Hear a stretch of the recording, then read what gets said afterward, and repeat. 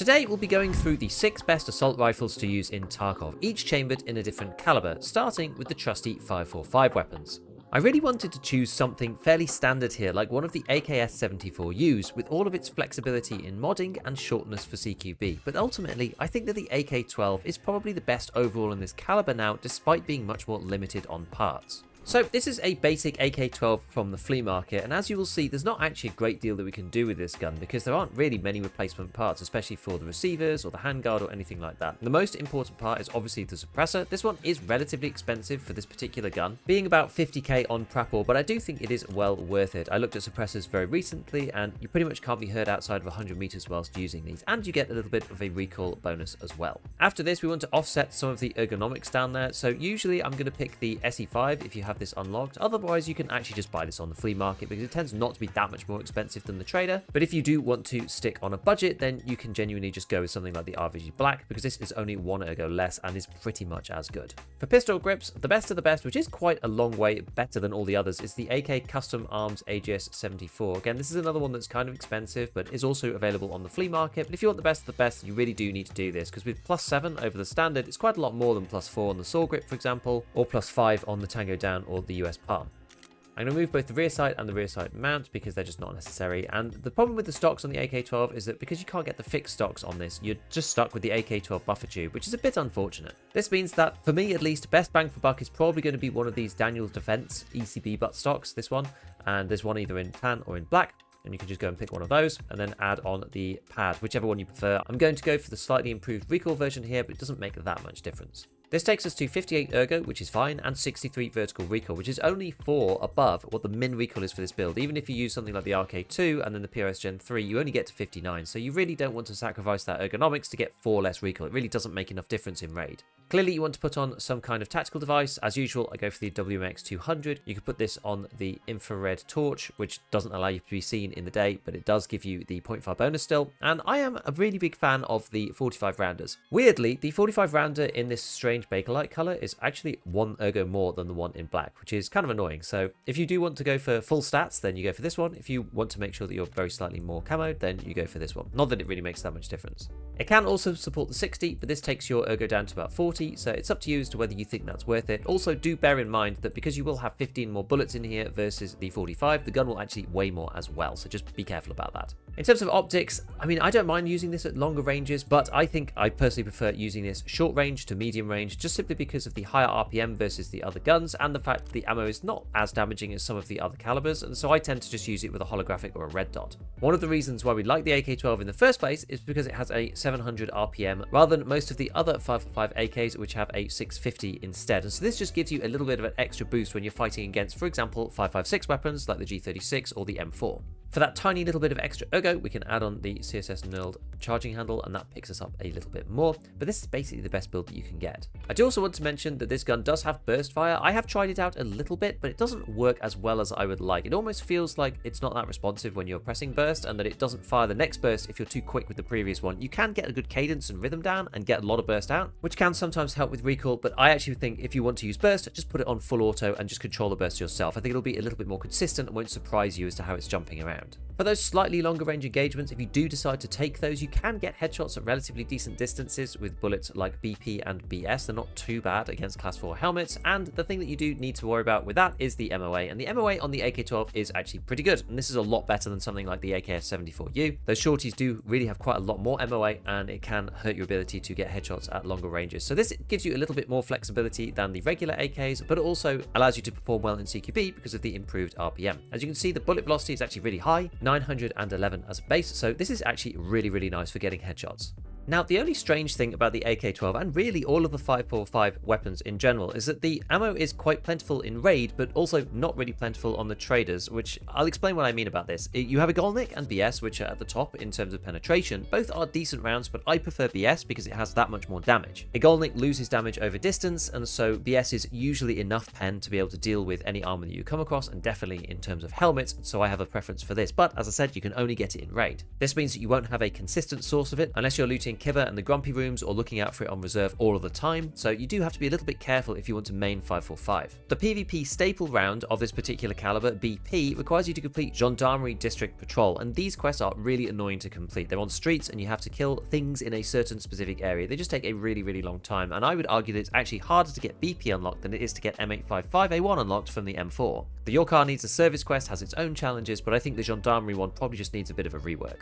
You then have 7N40, which is a really interesting bullet because it reduces your recoil, but you can only get this after unlocking Calibration, which is after level 47, and you have to kill 20 PMCs over 100 meters. It's not as bad as something like Shootspawn, you could do it with any weapon, but it's still just a lot of PMCs, and as I said, you have to get to level 47 first to unlock this.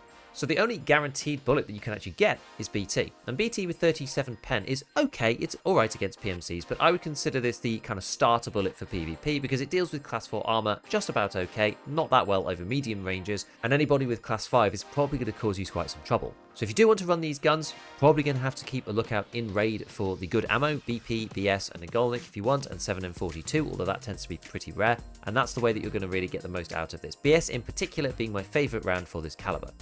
So next, let's take a look at the MCX. Unlike the 545 weapons, one of the best things about 300 Blackout is that you can buy the ammo equivalent to BP directly from Peacekeeper, which is CBJ. With 58 damage and 43 pen, this is arguably better than M855A1 for 556 as well, and with the same fire rate as the M4, it's certainly a powerful choice given its accessibility. When you're looking for an MCX on the fleet, just make sure that you don't go above 75,000 rubles, because you can build one with basically only the parts that you need. I've ignored the sights, the mag, the pistol grip, and the stock because we're probably going to be replacing these, so if you're looking on the flea market, just ensure that you don't go too much above that. As you can see here on the list, a lot of these actually end up being 78 and above. This one's not too bad because it's got this little foregrip here and it's got some bullets in a magazine, so maybe you could sell that back, but building one entirely from scratch from the Skier is not actually that terrible of a choice. Let's just grab this one from the fleet for the moment because we're looking at a bit of a Frankenstein build here. Now, normally what I do is I just keep the handguard that they give me. It doesn't really make too much difference which you use. I've got the 8-inch versus the 12-inch here. Let's just remove this rail. And you get a little bit less recoil, but you also get a bit more ergo using this. I usually go for recoil if I can on the MCX, simply because there's just not that much recoil that you can actually remove. It's a little bit like the AK-12 in that way. The T-lock and the 2-port brake is the best muzzle combination you can get in combo with the SRD QD. This thing is a barter from Skier for a Raven, so you can go and look at this, and this allows you to get this for about 30k rather than 45 on the flea market once you get to Skier 4, which is a really, really good way to make this gun nice and efficient. In terms of vertical foregrips, I'm pretty much always going to add the SI because the standard ones here just aren't really very good. And onto that, we'll do the same as before, either the SE5 or the RVG Black. RVG if you want to keep it nice and cheap, but the SE5 if you want that one extra ergo and make it completely matter. This guy can take the Chris Defiant sights, so I'm going to do that on the front and the back just for one extra ergo and the lightest that you can. And I almost always use the Growl on any of these builds that allow me to because it's just head and shoulders better in terms of ergo than most of the others. Again here, you have a choice between 40 rounders and 60 rounders. I usually go for 40 because I feel like it's a good balance between ergonomics and just having enough ammo, and it's a little bit more important on these weapons with 800 RPM than it is on those with 700 and less. As for stocks, I almost always convert these using the SIG folding knuckle stock adapter, and I put on whatever I have access to. If I have level 4 traders, I'll be using the advanced tube, the ARE, and then we can use either the Daniel's Defense with the pad like we did on the previous build, or use the MOE plus the butt pad. I typically do that with the MCX because, as I said, I usually go for the slightly recoil leaning centric way with this particular gun because you just can't get that much recoil reduction on it, and sometimes the MCX feels a little shaky. Only other thing that we really need to do here is add some kind of laser or targeting sight. I'm going to use the WMX200 again, and this is another weapon that I think probably benefits from using a holographic rather than anything else. The thing that you will find about the MCX is that the muzzle velocity is extremely slow. 535 meters per second is really, really, really low. But do bear in mind that this isn't using the best ammo that you can get for the caliber, which is CBJ. So if you do put CBJ in, this is going to be a lot faster. It's about 600 and something, but it's still nowhere near the equivalent of 556. There is one extra trick to the MCX now if you don't want to go through the whole build process, and this is going and looking at the trader barters once you have max traders, because there is a new one this white, which is this one here, the TO2K24. This thing comes with a Boss XE sight on top and also one of these F1 skeletonized style 2 PC pistol grips, and this thing is 200k, which is probably about right for the gun itself. But the thing that you have to remember is that when you're looking at this build, you can actually sell back the Boss XE for about 50k.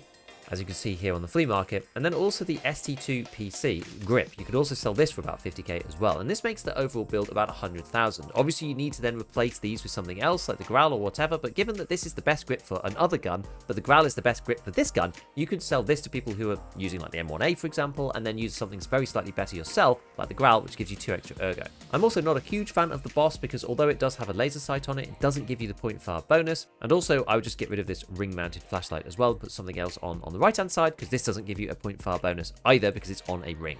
Otherwise though, this is pretty much the build that we talked about. Same suppressor, same muzzle brake combination, same buffer tube and same stock, and even the same butt pad.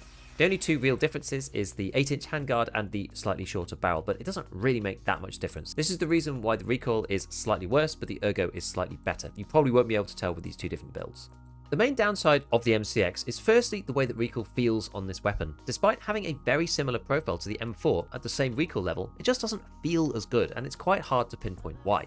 This may be due to the other issue that we've touched on already, which is the low bullet velocity. While CBJ looks fairly sluggish already at 725 meters per second as its base start, once you actually load it into the MCX, even with the longest barrel, you lose even more muzzle velocity, which, as I said, puts it into the low 600s.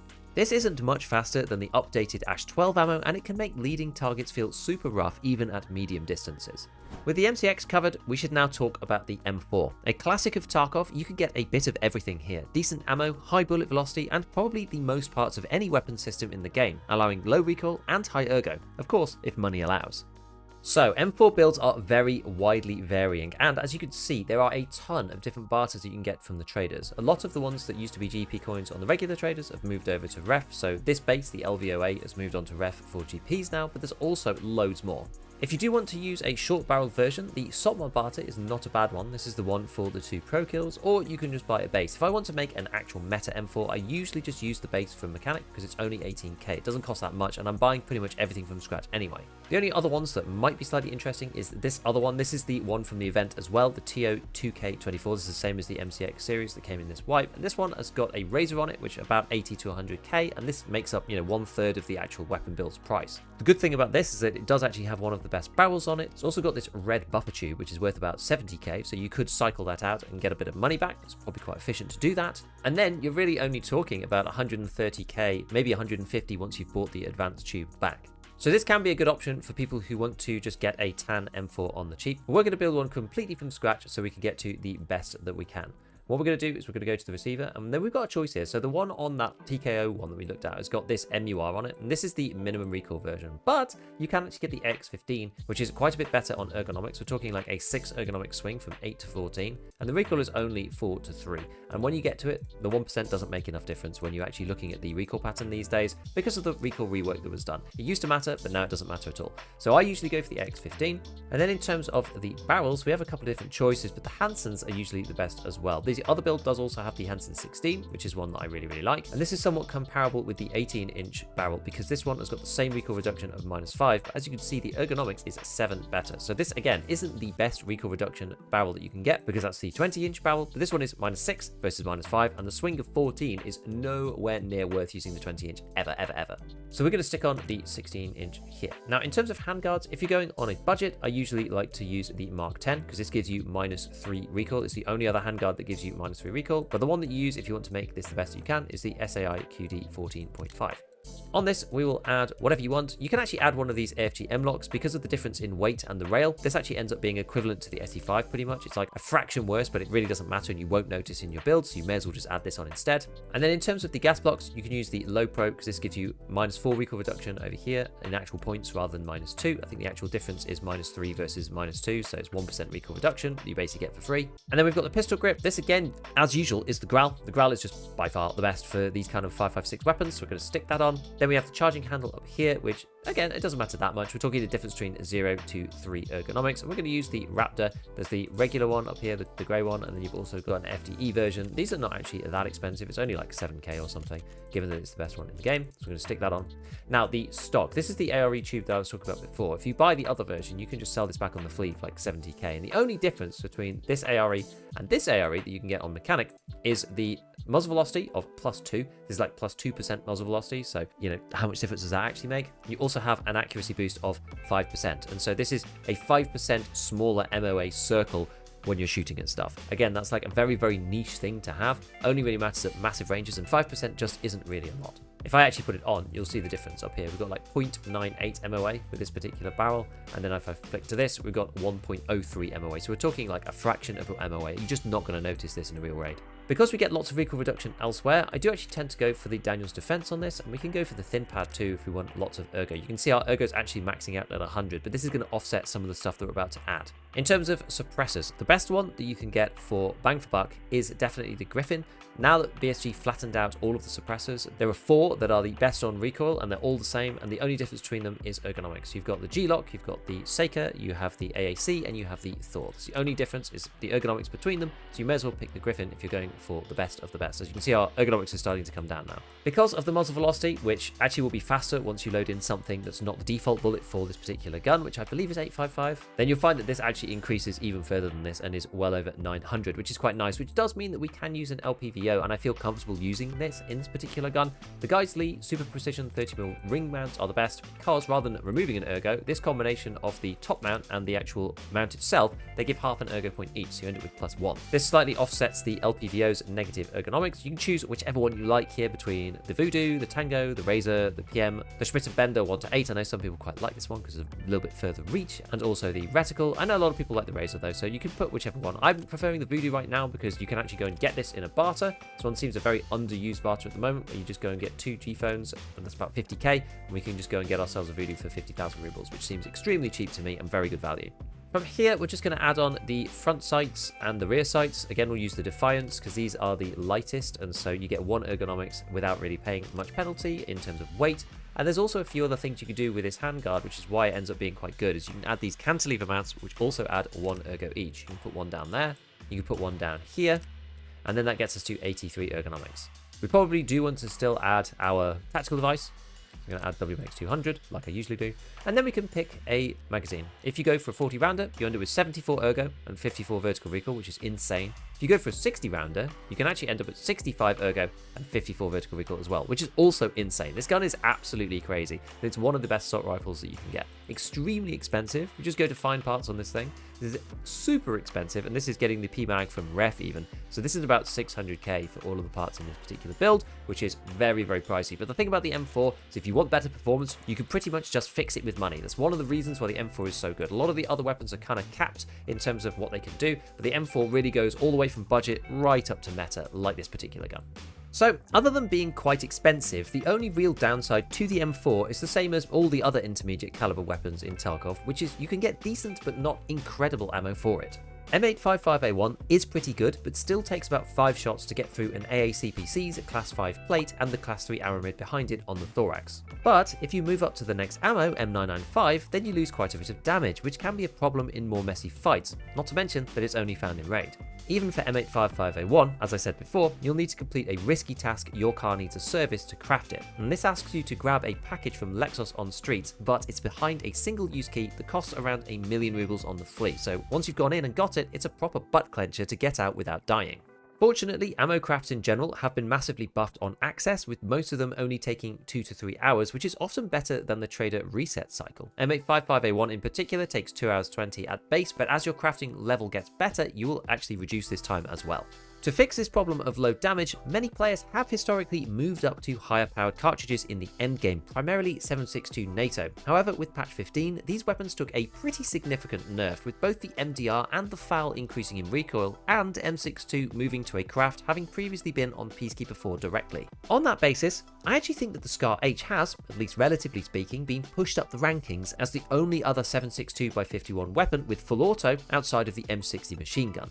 There are 4 different versions of the Scar. 2 of them are the Scar L, which is the 5.56 version, and we're going to be focusing on the Scar H. Now, annoyingly, you do actually have the black version and the FDE version as 2 separate lines, which is a little awkward, but it doesn't matter too much. There's a couple of different ways to get it. As you can see, you've either got Peacekeeper's direct cash purchase, you've got Ref for 28 GP coins, there's one here with a flare on it, which requires one of these special microcontroller boards, which are only on labs. You can't buy these on the flea market, so to get this flare, you actually have to go and find those items. And then you've also got the FDE versions, which are typically the shorter barrels. On the black version, you've got the long barrel on the cash purchase, but on the FDE, you've got the short and medium barrels depending on whether you go for Mechanic Peacekeeper or the Mechanic Barter for the SMTs and the longer flat screwdrivers. From a purely budgetary perspective, I would just pick the build that is going to match the barrel that you want, because the barrels are quite expensive to buy. Otherwise, just go and get the black version and edit everything from there. I know some people don't like FDE because in the past there have been situations where these guns have kind of glowed in like weird lighting and stuff like that. So a lot of people just prefer to use the black version. You just take the one from Peacekeeper, you just buy it. Money's usually not an issue by the time you get to max traders, so you just use this one. And if you don't want the long barrel, you just swap it out for something else. Now for me, there are really two schools of thought when we're modding the SCAR H, and one is for recoil and one is for overall usability. If you want to go down the recoil build, we'll do that to start with, because this uses the longest barrel, which as you can see here, this one's got minus 10% recoil, whereas the 16-inch, which is the next one, has got minus 6. The ergonomic difference is quite a bit, 9 between the two, but if you want the best recoil you can get, because these guns do pack a bit of a punch and they are quite hefty to use, then you're going to have to use the 20-inch. But there is an alternative for the 16 we'll go through in just a moment. So most of the stuff at the back, there's not really anything you can do with it. The stocks are just fixed for the SCAR, so you can't add anything else. We will change this over to the Growl as we usually do, and we'll change the sights as well over to something that actually gives you +1 ergo on the front and the back. And we'll remove the SCAR front sight as well. So there you go, Defiance front and back, remove the SCAR.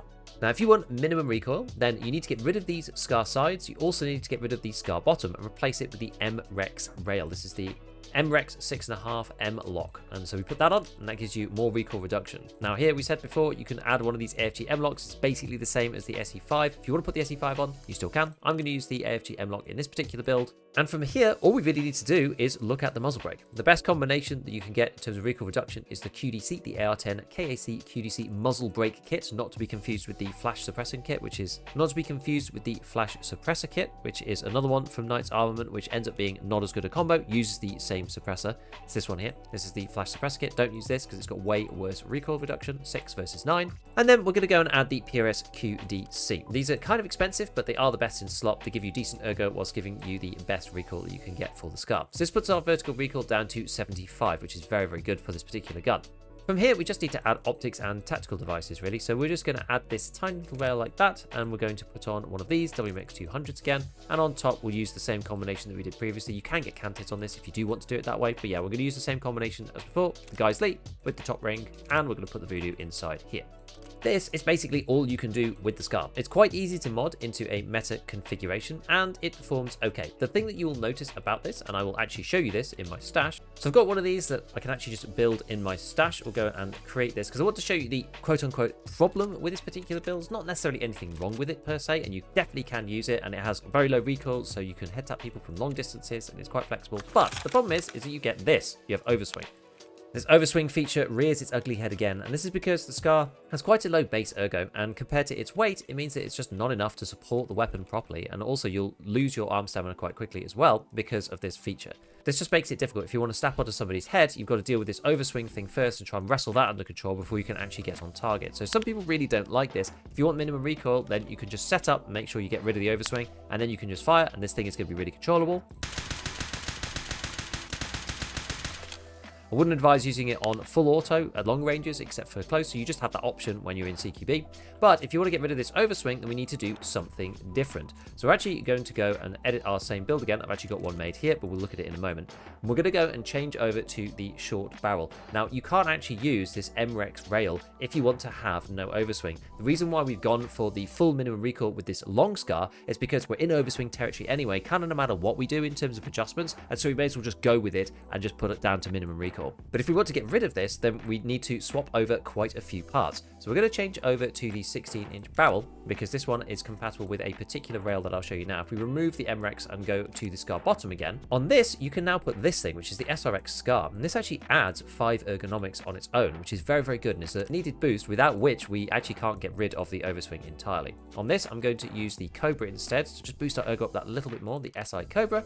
And then on the side, we actually don't need this SCAR side. There is a SCAR side mount that you can put on over here, but all this does is add weight. So you actually don't need this. Because we've put this extender rail on the front, what we could do is we can just add the WMX200 right to the back of that, either at the bottom or on the side. From there, we then are going to add a suppressor. Now, unfortunately, we also can't use the QDC suppressor that we used on the other gun. This makes the weapon too heavy and reduces the ergo by too much. And so we're going to use one of my favorite and I think underrated suppressors, which is the Thunder Beast. You can see the weight of the gun here. It's gone from 6.087 kilos. And when we use the Thunder Beast, which is the 30 CB muzzle brake, and then the Ultra 5 on top, this takes it to 5.67. This is nearly a 10% reduction in weight, which is really quite a lot. And it actually tips the balance and allows us to use this without any overswing. So what I'm going to do is go and show you the other build I've got for that. This is the one that I just made for it. So we're going to show you this in the hideout and show you that it is really, really snappy and pretty good, which is surprising for a Scar. Look, if you zoom in, you can see there's no overswing or even the very faintest touch of overswing may be present. But it's super snappy for a Scar, and honestly, this will stand you in good stead. Like, it's a really good gun, this. You also don't lose too much out on recoil. If we compare these two builds to each other, see this one is a little bit lighter because we're using the Thunder Beast, and we've got 87 vertical recoil versus 75, and 44 ergo versus 31. This may seem like quite a lot, but both the guns kick a bunch. I'll show you both of them on full auto. So this is our shorter barrel, this is a medium barrel. And this is our long barrel. You can see we're not going to get actually that much out of it. So you do really want to just be tapping semi-auto with these things, unless you're really, really close to your target, like this. And then you can get a much more consistent spray pattern, obviously at the expense of RPM.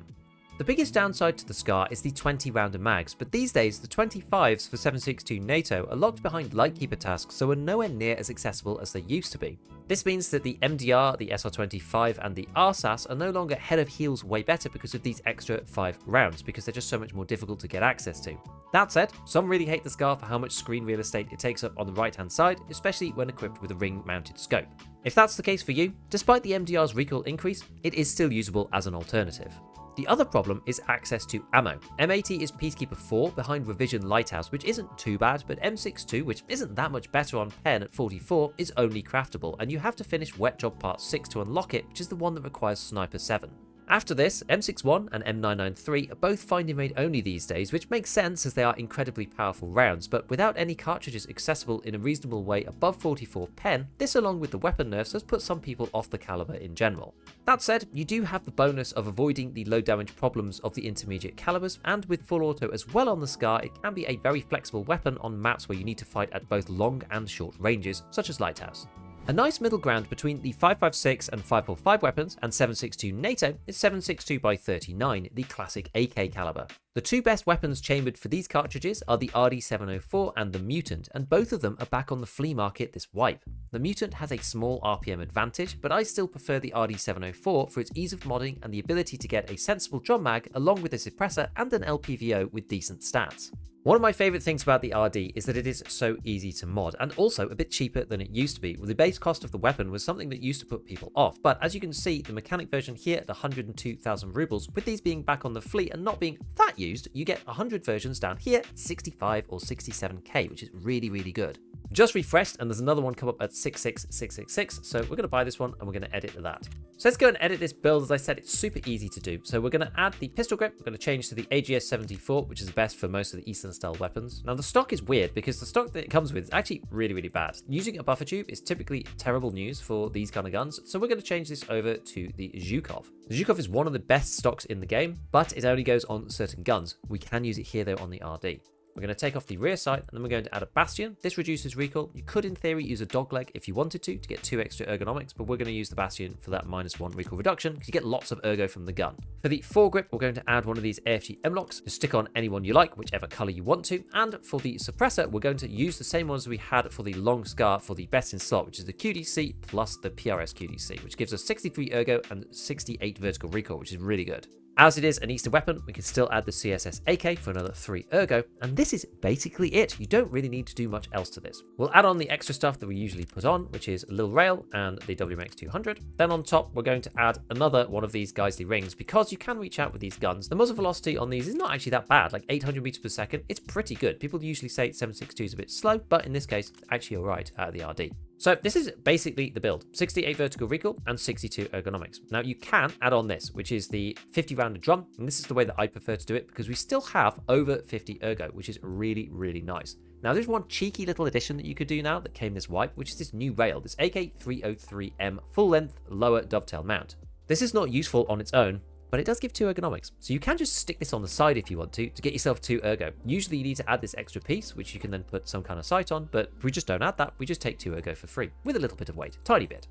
So, equipped with a drum of powerful bullets, but a relatively slow fire rate, the RD lets you sustain incredibly well in firefights, even as a solo player, and the availability of the ammo for 7.62x39 makes it one of the absolute best all-around weapons this wipe. 7.62 BP can be crafted directly after finishing the level 45 quest Intimidator, but boxes of it can also be bought from ref level 4, giving 80 per reset and 2 ways to access it, whether you have arena or whether you don't. The next round below this is PP, which is also very solid at 4110 and is great to stack under BP so that you don't run out when using it a lot. PP is genuinely usable on its own and can be bought both on Prepper 4 and on the flea market. As I've shown in a previous video, you can even use this really early on with something like the AK-104 after getting the flea at level 15, so this caliber scales very well throughout a player's progression.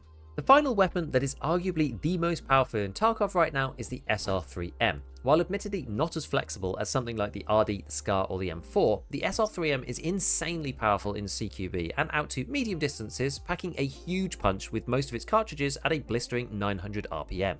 Nothing about the SR3M is particularly cheap. There is a dog tag barter here, but I don't think this is really worth doing because dog tag barters typically aren't. You just don't get enough supply of them. So this one at 148k is probably what you're just going to have to pay for the base gun. I've already bought one of these. We're going to edit this one here. I've got that. I just bought from Prapor.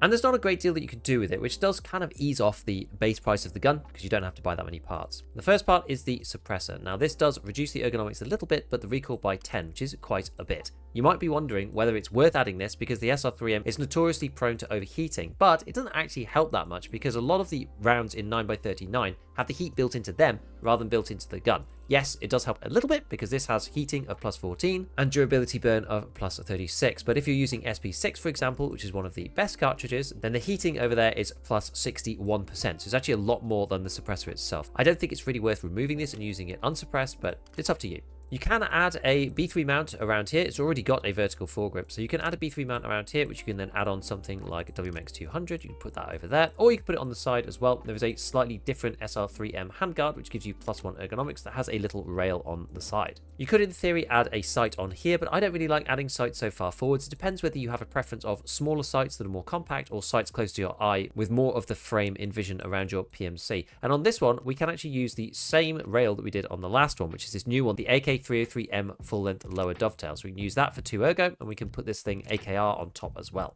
This is where we're going to put our sight. I usually pick something like the Delta Point, but you just choose whichever is your preference. After this, we have the charging handle as usual, the CSS AK, which we can stick on, and you can just use it as is. This doesn't really make much difference if you change over the stock. You go from 68 ergonomics and 49 vertical recoil. If you do want to change over the stock, you get rid of the Val part there, and you add on the R43 Val. This is the one that you use for gunsmiths, so you can actually barter this for a carton of milk, so you'd have to pay the 45k on the flea. And then you're going to put on some kind of stock. You can put on the MOE SG. It doesn't really matter what you do. You get to 66 and 45 here, so it's slightly better than having the standard one on, but I'm not sure if you'll even really notice.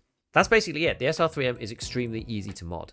So as usual, a big shout out to all my patrons, and as always, have fun in your raids.